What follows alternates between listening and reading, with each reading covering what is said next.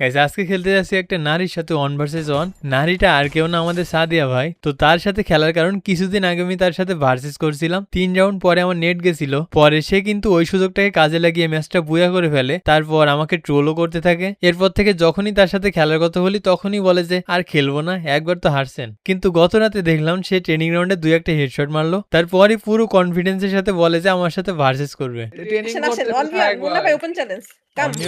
আহেন কই কই। না না হারতে তো কি রে এমন ভাবে ডাকতেছে কেন? আমার তো কনফিডেন্ট লো হয়ে গেল। তো সে কিন্তু তার নুব আইডি দিয়ে আসছে, এসেই 7 ইয়ার্স ওল্ড টাইটেল দেখাচ্ছে। 7 ইয়ার্স ওল্ড, দেখেছেন 7 ইয়ার্স ওল্ড। তো ম্যাচের শুরুতে প্রথম রাউন্ডে কিভাবে মারি দেখেন। ওকে আর মাইক থেকে শব্দ আসছে। এ হোয়াট? তো এখানে এই শট খাওয়ার পর সে এই দোষ আরেকজনের উপর চাপায়। আরে ভাই কার মাইতে জানি গুর সাউন্ড আসতেছিল। আমি বলতে যে তাকাইছি ডিসকর্ডে। আরে এটা তো শুরুই হয়নি ম্যাচ, তার আগে আপনি আমার হেডশট কেমনে? এই মুন্না ভাই ঠিক আছে, কাজটা লে আর দুরন্ত ভাই যেখানে সেখানে আমার প্রশংসা করতে থাকে। আর একটা কথা গাইস, নারীর ফাঁদে কেউ পা দিবেন না, তাদের কথা বিশ্বাসও করার দরকার নেই। ভাই।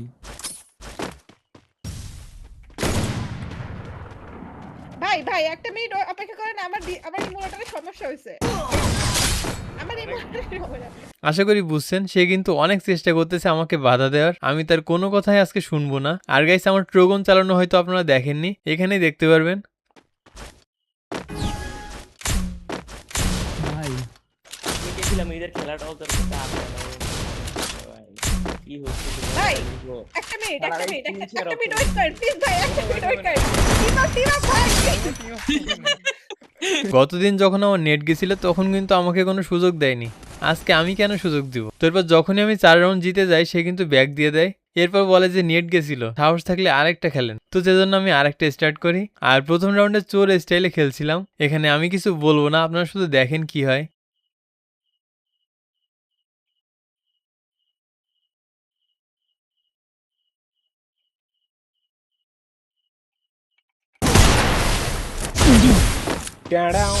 মানে ভাই এইটা কি ছিল? দুইটা চোর যখন একসাথে দেখা। এরপর এখানে প্রথমে কানা করা ট্রাই করি, তারপর ফ্রিজ, এর সাথে ইউএমপি এর হেডশট।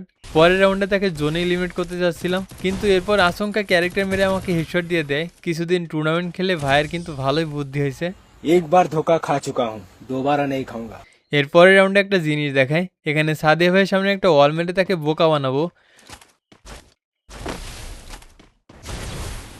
প্ল্যান অনুযায়ী সে কিন্তু ওই সাইড থেকে রাশ করলো, রাশ করে কিন্তু আমাকে পায়নি। তো তারপর তাকে হেডশট দিয়ে দিই।